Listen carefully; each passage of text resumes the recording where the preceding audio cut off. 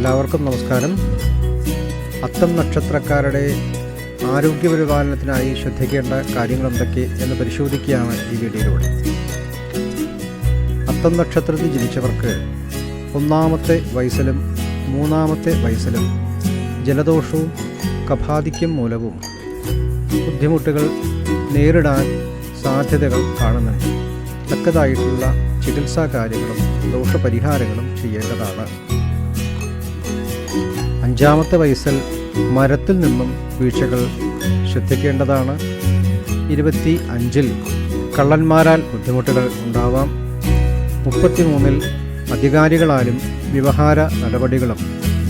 40-ാമത്തെ വയസ്സിൽ പ്രമേഹത്താലും.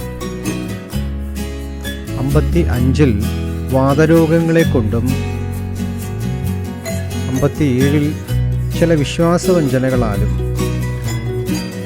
68-ൽ രോഗപീഠയാലും അരിഷ്ടതകൾ ഉണ്ടാവാം.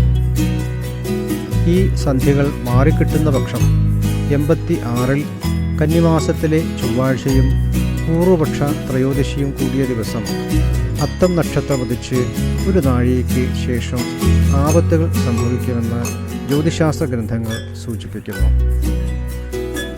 ഇത്തരം അറിവുകൾ എല്ലാവർക്കും ഉപകാരപ്രദമാകുമെന്ന് വിചാരിക്കട്ടെ.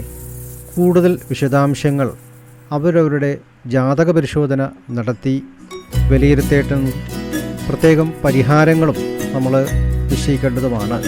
അപ്പോൾ എല്ലാവർക്കും ആയുസ്സും ആരോഗ്യം ഉണ്ടാവാനായിട്ട് പ്രാർത്ഥിച്ചുകൊണ്ട് അടുത്ത ഒരു നല്ല വീഡിയോയിൽ വീണ്ടും കാണുമ്പോഴേക്കും എല്ലാവർക്കും എൻ്റെ നമസ്കാരം.